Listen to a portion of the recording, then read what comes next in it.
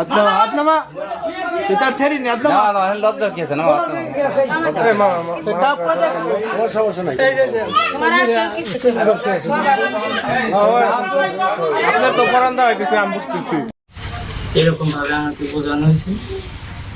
আর আমিও তারপরে বিশ্বাস করি যে হ্যাঁ এটা তো সঠিক। এবার যদি ছেলে তোর ফ্যামিলি তো আমার বলতো যে তুমি একটা ছেলে হয়ে আর একটা ছেলের সাথে কিভাবে এইভাবে কথা বলো? তারপরে আমি বিশ্বাস করছি। পরেও অনেক আসার জন্য অনেক চেষ্টা করছি। আর রিলেশন থাকা অবস্থায় আমার কাছে 1800 টাকাও নিচ্ছে। রাজবাড়ী জেলার গোয়ালন্দ উপজেলার এক নিভৃত গ্রামে সম্প্রতি ঘটে গেছে এক রীতিমতো অবিশ্বাস্য ঘটনা। এক নিউলি ম্যারিড দম্পতির সুখে সংসার শুরু হয়েছিল প্রেমের মাধ্যমে পরিচয় এবং পারিবারিক সম্মতিতে বিবাহের মাধ্যমে। কিন্তু মাত্র 1.5 মাসের মাথায় সেই সংসারে ঘটে এক বিস্ফোরক ঘটনা, যা জানাজানির পর পুরো এলাকায় ছড়িয়ে পড়ে চাঞ্চল্যের ঝড়। 23 বছর বয়সী মাহমুদুল হাসান শান্ত এবং 19 বছর বয়সী সামিয়ার পরিচয় হয়েছিল সামাজিক যোগাযোগ মাধ্যমে। কথাবার্তা, দেখা সাক্ষাৎ এবং ভালোবাসার গভীরতায় তারা সিদ্ধান্ত নেন বিবাহবন্ধনে আবদ্ধ হবার। দুই পরিবারের সম্মতিতে গত 7 জুন খুব ঘটা করেই তাদের বিয়ে সম্পন্ন হয়। কিন্তু বিয়ের পর থেকেই শান্ত লক্ষ্য করতে থাকেন সামিয়ার আচরণে কিছুটা অস্বাভাবিকতা।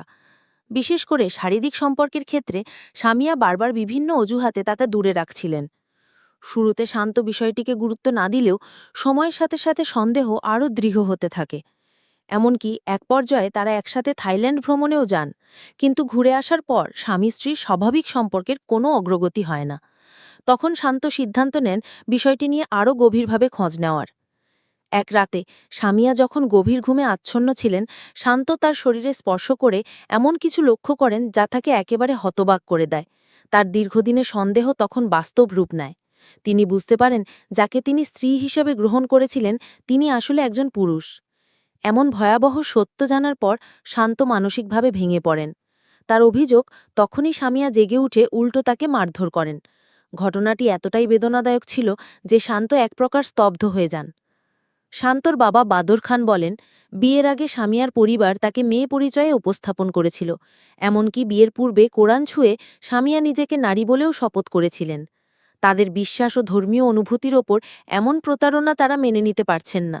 পুরো পরিবার এই ঘটনার কারণে চরমভাবে মানসিকভাবে আঘাতপ্রাপ্ত হয়েছে। অন্যদিকে সামিয়া তার পক্ষ থেকে দাবি করেছেন তিনি জন্ম থেকে মেয়ে বলেই বড় হয়েছেন, তবে তার শরীরের গঠন কিছুটা ব্যতিক্রমী। এই বক্তব্য এলাকাবাসীর মধ্যে আরও বিভ্রান্তি সৃষ্টি করেছে। অনেকে বলছেন এটি জেন্ডার পরিচয় বা পরিচয়ের সংকট হতে পারে, আবার কেউ বলছেন এটি সরাসরি প্রতারণা। 25শে জুলাই ঘটনার বিস্তারিত জানাজানি হতেই স্থানীয় এলাকায় ব্যাপক আলোড়ন শুরু হয়। অনেকে ক্ষুব্ধ প্রতিক্রিয়া জানান এবং এই প্রতারণার যথাযথ বিচার দাবি জানান। কেউ কেউ আবার মানবিক দৃষ্টিভঙ্গি থেকেও বিষয়টিকে মূল্যায়ন করতে বলছেন। এই ছিল আজকের বাংলা 24 চ্যানেলের সর্বশেষ প্রতিবেদন। নিয়মিত খবর পেতে বাংলা 24 চ্যানেলটি সাবস্ক্রাইব করতে ভুলবেন না। দেখা হচ্ছে খুব শীঘ্রই নতুন আরেকটি ভিডিওর সাথে। পাশে থাকার জন্য ধন্যবাদ।